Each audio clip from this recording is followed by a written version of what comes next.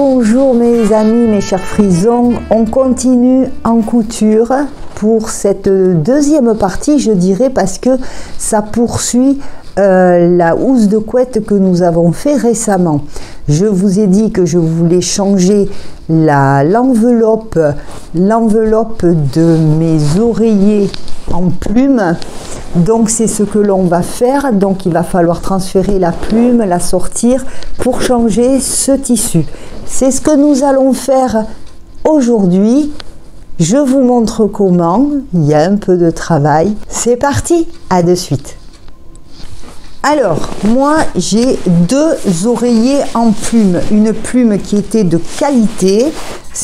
Vous savez, quand vous avez un oreiller en plume de qualité, quand il est estampillé, plume stabilisée et tannée. Voilà, donc là, moi, ça fait des années que je l'ai. Vous allez voir, la plume est formidable. J'ai deux oreillers. Alors, ces deux oreillers, je vais en faire un comme j'ai envie de l'avoir, moi, à mes dimensions et comme je veux. Donc pour ça, de toute façon, qu'il y en ait un ou deux, il faut enlever la plume qu'il y a là-dedans. Vous allez me dire, on va la mettre où? Il me restait du tulle. Alors, c'est du tulle pour décoration de mariage. Il y a le tulle, vous avez deux types de tulle, un tulle beaucoup plus fin qui sert à faire les moustiquaires pour bébé ou faire des vêtements avec du tulle, et vous avez l'autre qui est un peu plus gros, vous prenez celui-là. Alors, ça coûte pas cher, moi il m'en restait donc je l'utilise. Vous comparerez que par rapport à mes deux oreillers, j'ai fait un grand sac de tulle. Donc j'ai fait un sac, c'est pas compliqué, hein. Vous le pliez en deux, vous faites une couture de chaque côté. N'oubliez pas 10 piquets de ligasse qui vous serviront à nouer pour pas que la plume s'échappe, hein. Ça serait bien. Bon, voilà. Alors, c'est parti, le sac, il est prêt. Alors vous allez me dire, oui, mais après ce sac, on en fait quoi? Mais le tulle, vous pouvez le récupérer pour faire plein de choses, ou vous pouvez vous en servir, s'il est plus petit, pour faire un sac de linge à laver, le linge sale. Souvent, quand on part en voyage ou quelque part, pour 2 ou 3 jours, on va pas faire tourner de machine, ou on va pas laver son linge sur place. Donc, on met son linge sale dans une poche plastique, ou éventuellement, au mieux, dans un sac en tissu. Sauf que le linge ne respire pas. Vous le mettez dans votre sac de tulle, et bien comme il est plein de petits trous, votre linge restera ventilé et ne sentira pas mauvais au retour à la maison. Ça peut servir à plein de choses. Pour l'instant, il va nous servir à vider notre plume dedans. On y va. Alors pour commencer, vous prenez votre oreiller sur une couture. Voilà, vous allez bien le secouer comme ça pour faire descendre la plume. Voilà, on rentre les coins, on essaie de faire descendre un maximum de plumes et de duvet. Et ensuite, vous prenez votre découvite. Vous ne décousez pas la totalité de la largeur, là, c'est pas nécessaire. Vous prenez votre découvite, vous tirez sur la couture et vous allez ouvrir.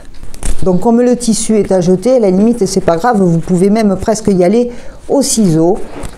Voilà, moi j'ouvre assez rapidement comme ça.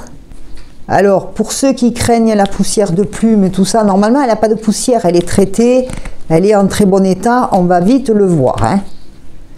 Parce qu'effectivement, les oreillers de plume, on n'en trouve plus beaucoup.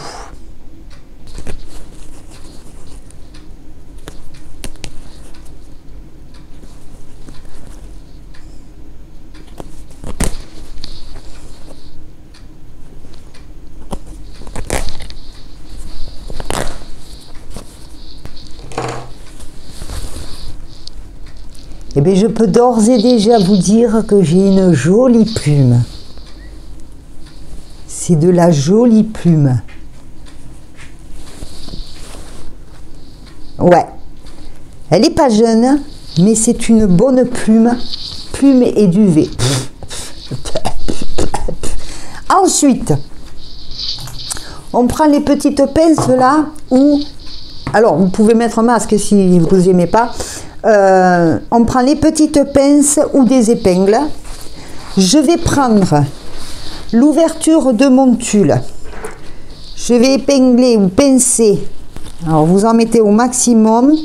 Vous tenez un côté de votre coussin et votre sac de tulle. Hop. Alors, si c'est plus grand, vous repliez par ici. Hop, les coins là, si l'ouverture est plus grande que ce que vous avez fait à l'oreiller, il vous suffit de replier. Vous prenez l'autre en face et vous faites pareil de ce côté.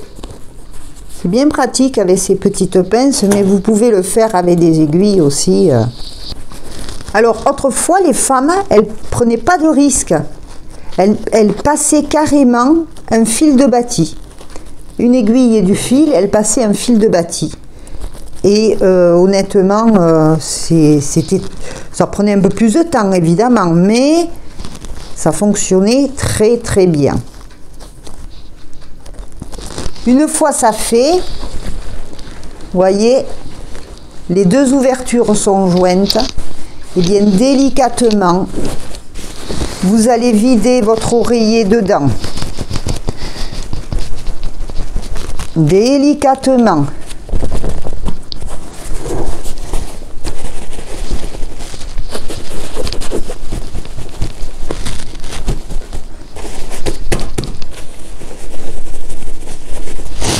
Vous prenez votre sac, vous attrapez la plume s'il faut pour la faire descendre.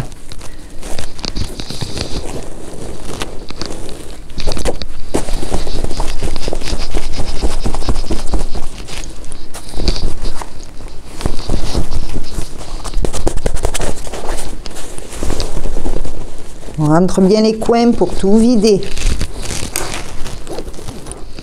Je prends mon sac et je vais chercher la plume qui coince. Prenez bien le temps de le faire. Hein. Il ne faut pas vouloir aller trop vite. Ça ne sert à rien. Voilà.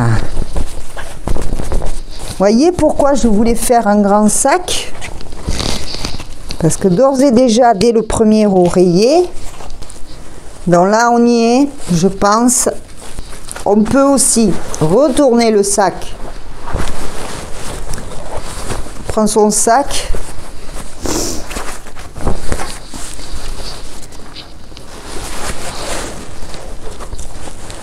On le retourne dedans. Pour finir de faire tomber la plume qui reste.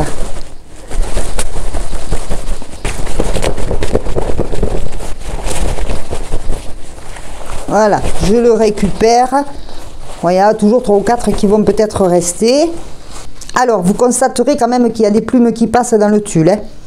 Mais ça, c'est pas grave, ça se récupère facilement. Si vous ne voulez pas le faire dans un tulle, vous pouvez le faire dans un sac tissu propre. Mais ça n'aura pas le même avantage. Je vais vous expliquer pourquoi. Alors là, l'avantage, délicatement, pour que la plume, qu'il n'y ait pas trop de plumes qui sortent, parce que vous voyez, il y en a qui sortent, mais on pourra la récupérer. Ça va vous permettre, pendant que vous préparez votre housse d'oreiller et que vous êtes en couture, ça va permettre à votre plume de se ventiler. Alors, si vous faites ça un jour où il fait beau, dehors, n'hésitez pas à la mettre un peu au soleil, pour qu'elle se ventile, pour qu'elle se réchauffe, pour qu'elle reprenne un peu de vigueur. De prendre l'air, ça ne va pas lui faire de mal. Voilà. Mais je vais vider le second oreiller dans mon grand sac. Vous voyez que le sac, vous voyez le premier oreiller déjà, hein? Enfin, vous pouvez faire avec, je pense que vous pouvez faire avec du tulle fin aussi. Ça évitera de perdre trop de plumes. Je fais le second sac et on se retrouve après. Voilà, mes 2 oreillers sont vidés dans le sac. Je resserre en haut et j'attache avec mes rubans. Voilà, pour éviter les dégâts, hein, ça serait bien. Un petit nœud.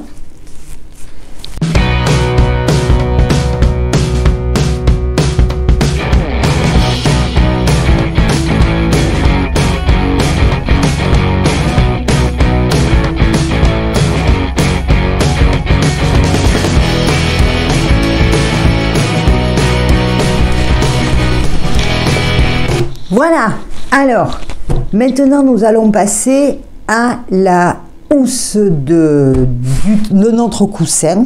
Donc moi ici j'ai un super coton, 100% coton, tissé assez serré, de bonne qualité, mais comme j'en ai beaucoup, je vais très certainement le doubler. Vous pouvez aussi faire les choses dans les règles de l'art, aller dans un magasin de tissus et acheter ce que l'on appelle du coutil-cale. C'est un tissu qui est normalement un mélange de coton et de lin, serré très près. C'était les anciennes, souvenez-vous, les housses, les coussins de vos grands-mères, ils étaient marron rayé noir. Voilà, c'était un tissu qui était fait exprès, assez épais pour contenir la plume. Mais si vous ne voulez pas acheter ça et que vous préférez faire un coton, vous pouvez, c'est ce que je vais faire moi. J'ai le tissu, ça serait idiot d'aller acheter du coutil-cale alors que je peux faire la même chose avec un bon coton. Alors, maintenant, on va prendre les mesures de l'oreiller que l'on veut créer, la forme que l'on veut lui donner. C'est parti! Alors moi, pour mon oreiller, j'ai pas envie qu'il soit rond, j'ai pas envie qu'il soit carré, j'ai envie qu'il soit plutôt rectangle, d'une certaine dimension, et j'ai envie qu'il soit un peu ovale. Vous voyez le truc là, que on puisse se mettre bien. Donc moi j'ai mes dimensions et je le veux ovale. Vous allez me dire maintenant comment l'on va. Alors dessiner un ovale, ça va. On peut se débrouiller, mais calculer combien il nous faut de tissu pour faire le ovale sur le corps du traversin. On ne va pas rentrer dans des calculs d'apothicaire. Je vous montre ça tout de suite. Alors, moi, pour pouvoir faire mon ovale, à peu près à la dimension que je veux, eh bien, je trouve un récipient dans ma cuisine ou quelque part par là qui ressemble à l'ovale que je voudrais. En l'occurrence, là, il s'agit d'une des corbeilles de mon cuit-vapeur. Vous le posez, vous tracez le contour sur votre papier et après, vous allez me dire, mais tout le tour pour tailler le corps du traversin. Eh bien, on ne va pas non plus se compliquer la situation. Vous prenez le centimètre, vous en faites le tour et ça vous donne la dimension qu'il vous faudra en largeur pour le corps. Explication. Voilà, alors nous avons tracé notre ovale. Nous avons sa largeur, sa hauteur. À la limite, on s'en fiche. Sur le papier, vous avez tracé votre ovale. La seule chose qu'il faut retenir, c'est qu'il va falloir ajouter 1,5 cm de couture. Ensuite, vous allez me dire comment je fais maintenant mon oreiller. Moi, je veux qu'il soit en mesure finie 80 par 50. Dont les mesures à couper. Les mesures à couper pour le rectangle, c'est pas compliqué. Vous rajoutez 1,5 cm de chaque côté pour faire l'assemblage de façon à... Et pour que ça finisse avec le ovale, moi, je sais qu'il me faut 79 cm. D'où je les ai trouvés. Souvenez-vous, j'ai mesuré le tour de mon récipient qui faisait au final 76 cm. Vous n'avez plus qu'à rajouter la partie couture et ça vous donnera la largeur à couper pour votre corps de traversin. Est-ce que je me suis fait bien comprendre?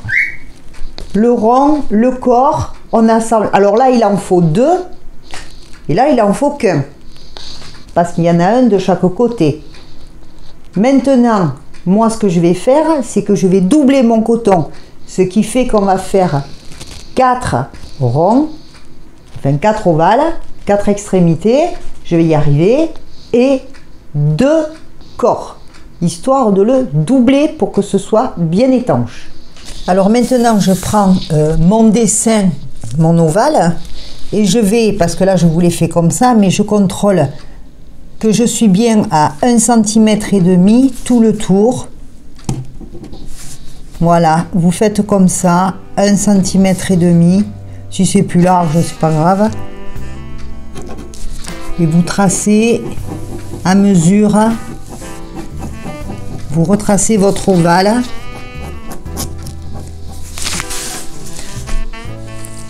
Un centimètre et demi. 1,5 cm, ainsi de suite. C'est une façon assez efficace de faire un patron.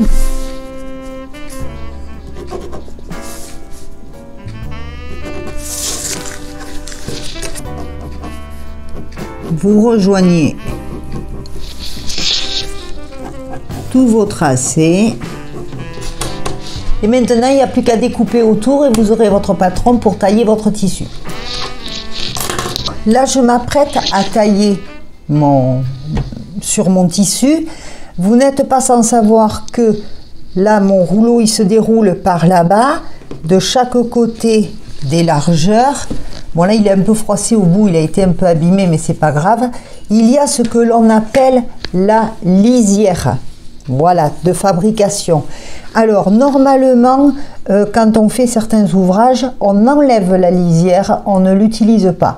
Mais pour faire une housse comme je vais faire, on peut la garder, ça vous évitera de surfiler, elle se voit presque pas. Donc, on va la compter. Je disais donc qu'il me fallait, suivant les... Bon, moi là, ça ne va pas changer grand-chose par rapport aux dimensions de mon ouvrage, mais essayez de placer, de couper vos empiècements d'ouvrage de façon à économiser un maximum de tissu. Si la partie la plus longue rentre dans la largeur, vous la prenez dans la largeur pour avoir une toute petite chute. Là, moi, dans mon cas, ou dans l'autre sens, vous faites en sorte à pouvoir caser vos empiècements de façon à économiser le plus de tissu. Mais si vous ne connaissez pas ça, c'est pas un souci, on pourra faire un tuto, vous me le dites, on pourra faire un tuto de savoir comment faire des patrons, enfin comment installer ces empiècements sur une pièce de tissu de façon à économiser au maximum. Donc, moi il me faut, la longueur à couper pour le corps de mon traversin, c'est 83. Donc je vais me mettre à 83. Ici, je vais un peu plus loin. Toujours le tissu bien à plat. À 83. Et en largeur finie, à couper, je veux dire, pas fini, en largeur finie, il me faut 79. Donc faites attention que votre départ soit bien d'équerre, bien droit. Il me faut 79. Je me mets, hop. Coucou. Tant pis, je rebouge pas. Hein. Voilà. Je vais un peu plus loin.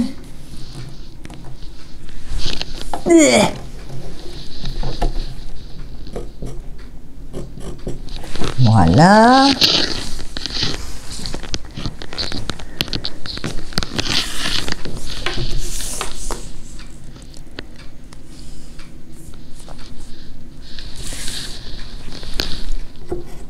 Voilà. Ici, il me manque une mesure. Donc, bon, mettez-vous à l'aise pour que...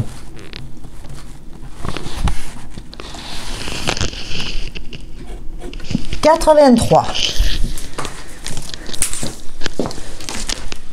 Toujours pareil, je prends mon thé ou une grande règle. Logiquement, on est droit. On va vite le savoir.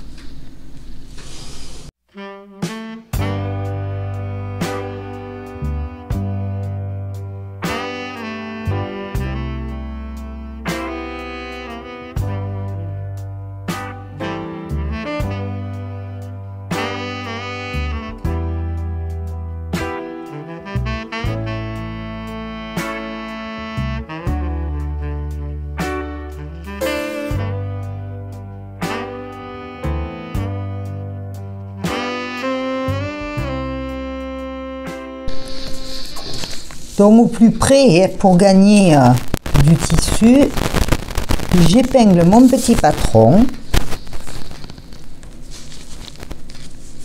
pour qu'il ne bouge pas.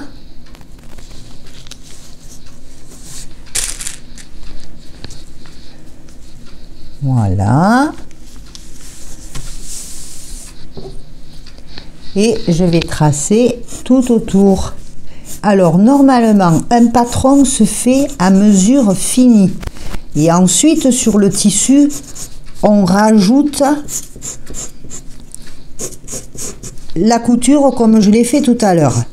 Sauf que moi, je trouve que c'est tout aussi simple. Donc j'aime autant rajouter ma couture à ma mesure finie directement sur mon petit patron. Quand on doit tailler plusieurs pièces, finalement, ça nous évite bien du travail et de la répétition. Donc moi, en général, la couture, souvent, c'est tout le temps la même. Comme ça, tranquille. En voilà pour un. Et nous serons prêts à monter notre housse d'oreiller.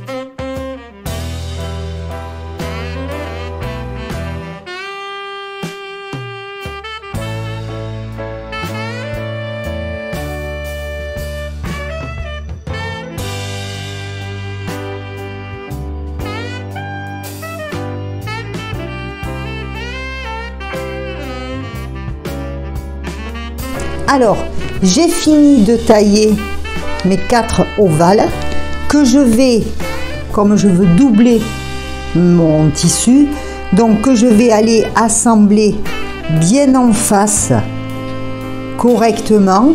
Voilà, je vais les épingler tout le tour pour bien les assembler. Ça me fera donc bien 2 extrémités. J'ai taillé mon deuxième rectangle en me servant du premier. Bon, à l'école on vous apprend pas ça, hein, mais bon, moi j'ai fait comme ça vous avez les 2 pareils et en même temps il est déjà fixé.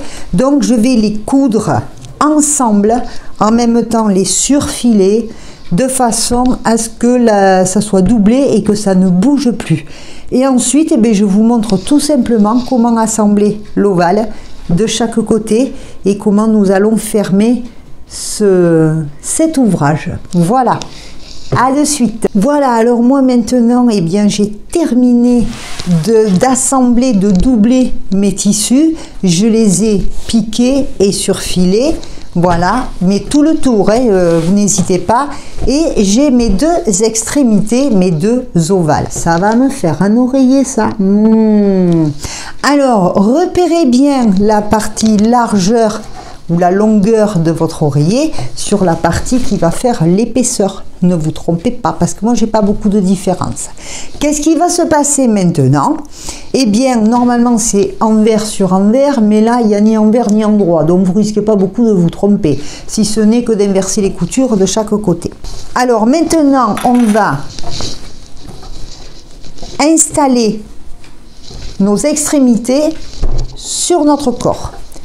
Pour faire les choses à peu près bien, vous le pliez en 2 pour avoir votre centre. Pas la peine de faire des comptes d'apothicaire. Comme c'est du coton, vous marquez bien avec l'ongle ou votre réglé. Comme ça, vous avez bien la moitié. Vous pouvez repérer, si vous avez peur, avec une épingle. Hop! Vous avez votre moitié. Ensuite, vous faites pareil avec votre ovale. Vous le pliez en 2. Vous repérez votre moitié. Vous n'avez plus qu'à le mettre en face et assembler tout le tour comme ça sur votre ovale. C'est parti. Alors, je démarre de la moitié. Donc, je récupère l'épingle de dessous. Vous pouvez faire à l'épingle comme vous pouvez faire avec les pinces aussi, mais si vous avez peur, c'est vrai que c'est quand même plus prudent. Alors vous mettez bien bord à bord, bien bord à bord. Oui, je vais faire un peu avec les 2, vous allez voir que c'est tout aussi bien, hein. Vous avancez bien d'un côté. J'espère que vous voyez bien ce que je fais.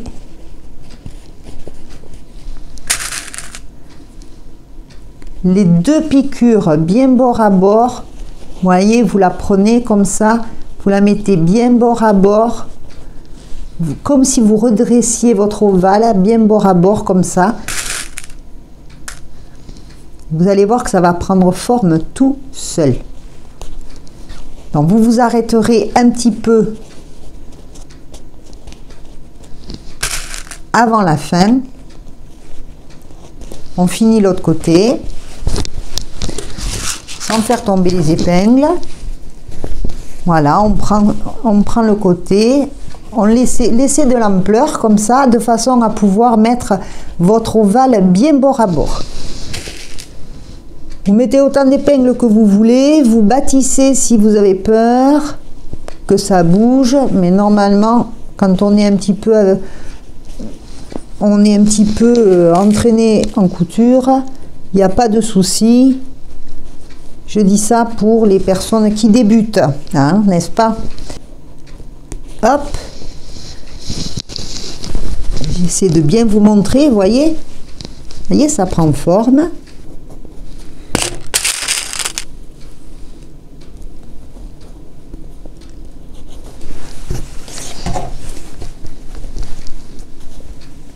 Vous voyez comment ça fait? Et logiquement, on arrive à bonne dimension. On va se garder de la marge.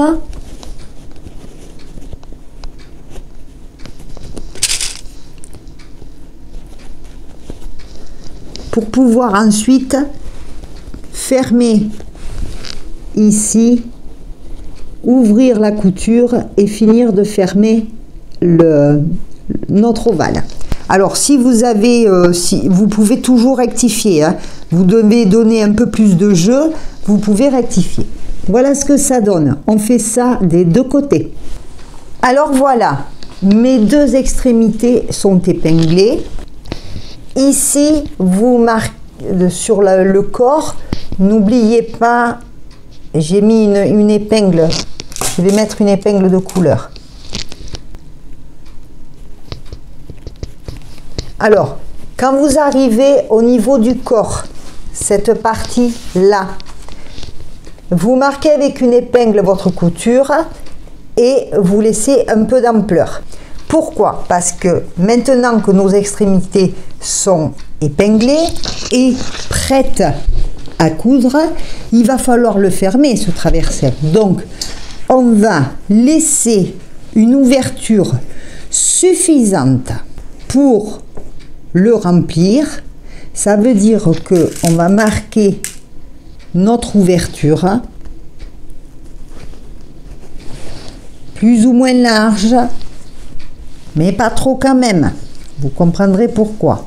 Ouais, je vais me mettre là, ça va suffire. Voilà.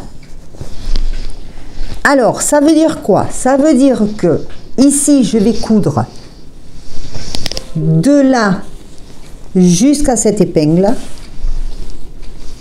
de là jusqu'à cette épingle, je m'arrête, je fais un point d'arrêt, nous aurons l'ouverture pour remplir et on va piquer nos extrémités. Une fois ça fait, on va retourner sur l'endroit notre housse d'oreiller et il n'y aura plus qu'à le re-remplir. Et une fois remplie, cette partie-là, il va falloir la fermer. Je vous dis à tout de suite. Alors, sur la partie du corps, vous fermez de l'épingle jusqu'au bout, mais vraiment jusqu'au bout, pour ensuite pouvoir ouvrir votre couture à plat comme ça et la piquer sur votre ovale, l'extrémité de votre traversin à plat. Voyez, couture ouverte à plat et vous commencez par là, le tour de votre traversin. Vous vous présentez dans ce sens-là, votre couture bien ouverte, le tout bien à plat, ne serait-ce que sur le centimètre et demi que vous allez piquer, et vous pouvez démarrer la couture de votre extrémité.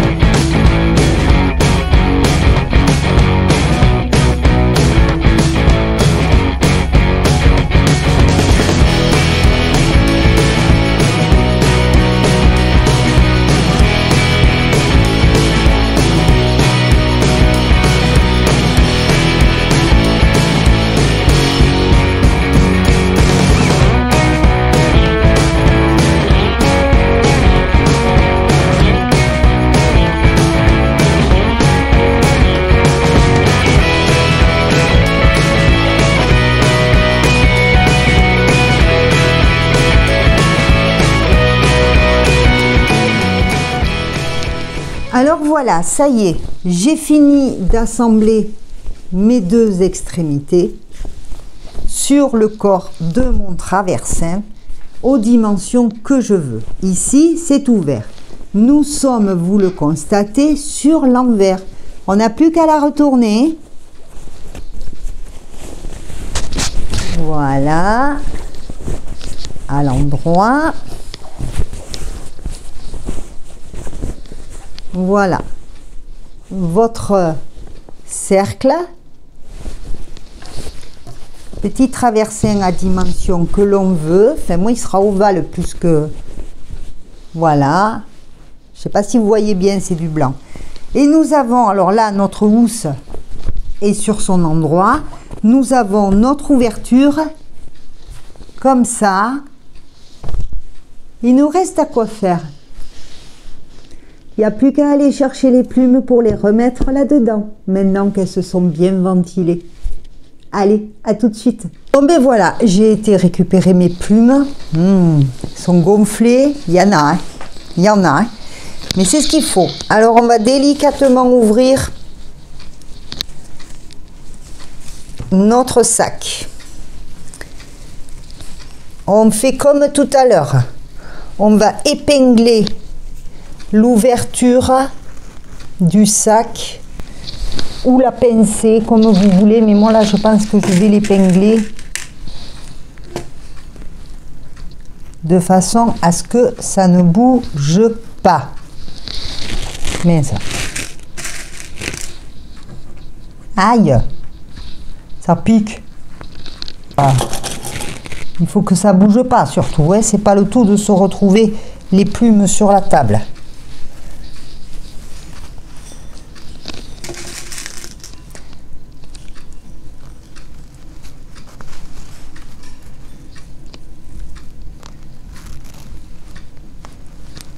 Voilà. Je mets les deux, têtes. Voilà, et on remplit délicatement.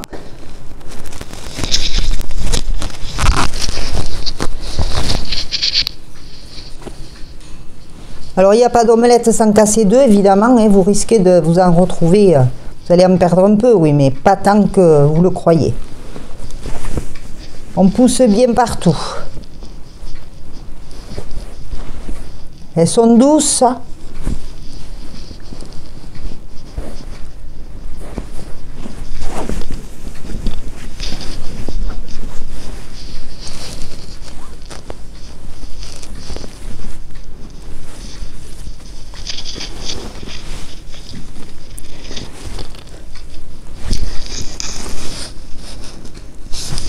Voilà, on les pousse dedans.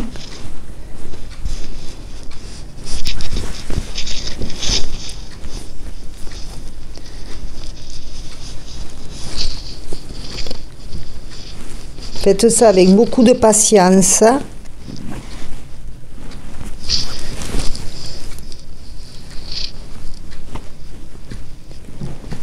Et si votre oreiller est plus petit que la quantité de plumes que vous avez, c'est pas bien grave. Hé hé, on va pouvoir faire un autre coussin.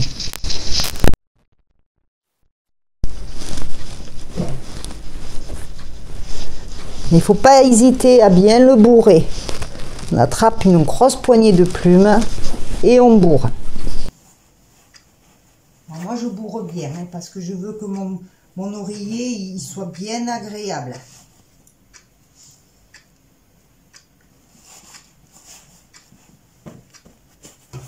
Un peu plus là.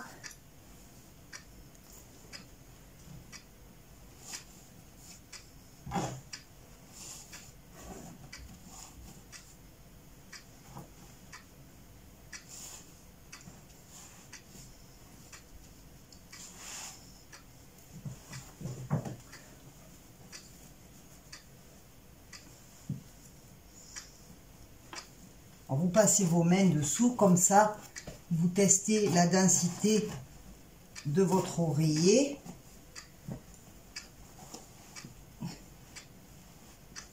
N'hésitez pas.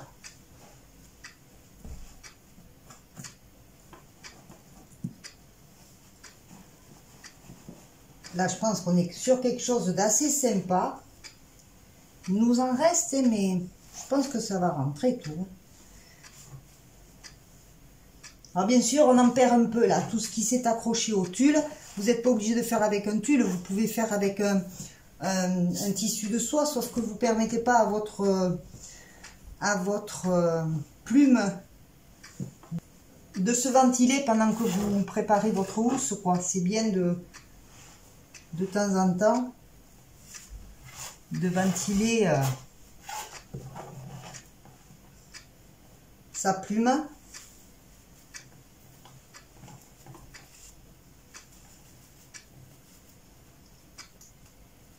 Voilà.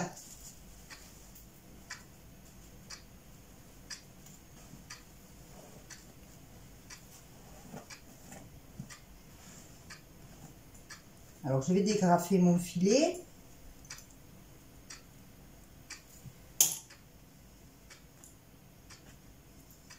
Oh. Ne vous échappez pas les épingles dedans, hein, parce que ça va vous faire drôle. Hein.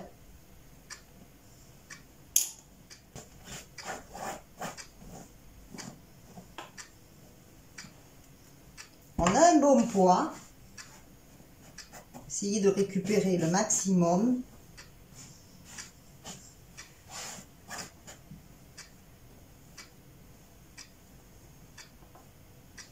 Et maintenant, ce que l'on va faire,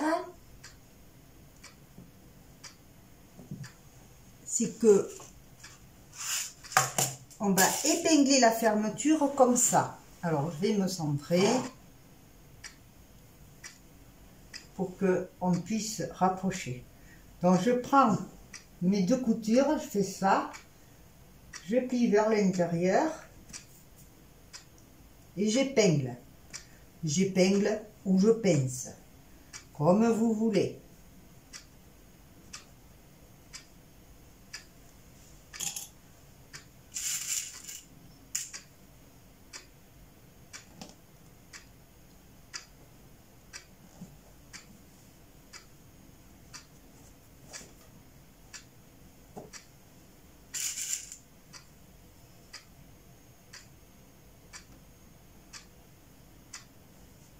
Voilà, mais là j'ai un oreiller avec un bon poids.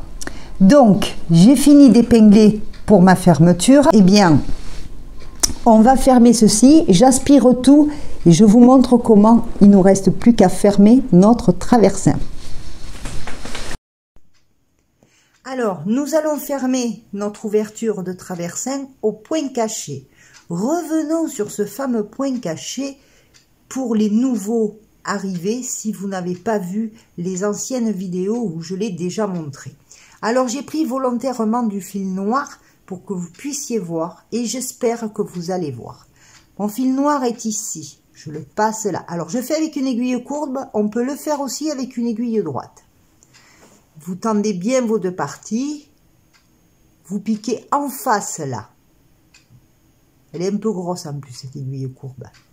Je ressors un peu plus loin. Vous tirez pas de suite. Je me mets mon filet là, je vais en face, je pique juste en face. Voilà. Je me mets en face, je pique dans le pli de la couture là, dans le retour, dans le ourlet. Au bout de 4 ou 5 points, vous tirez et plus rien ne se voit. Alors, moi, je vais continuer à fermer. On se met en face.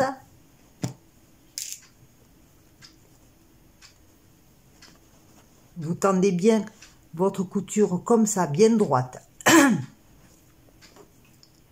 Vous piquez en face. Vous ressortez un peu plus loin. Faut pas hésiter à faire des petits points. Vous vous mettez en face, un peu plus loin, sur l'autre partie de la couture, en face, un peu plus loin, pareil, on tire et c'est fermé, on voit plus rien. Voyez, mon fil noir, il disparaît. Alors, moi, je continue à fermer mon oreiller. Si vous pensez qu'il faut passer 2 fois pour être plus sûr, vous pouvez. Moi, je m'en vais dans ce sens et au retour, je peux très bien revenir pour doubler ma couture. Ça, c'est tout à fait possible. Après, ça peut se fermer à la machine en piqûre bord à bord ici, mais avec l'épaisseur de l'oreiller, franchement, vous risquez de faire des bêtises. C'est pas toujours évident. Voilà, alors là maintenant, j'ai fini de fermer mon beau traversin. Je passe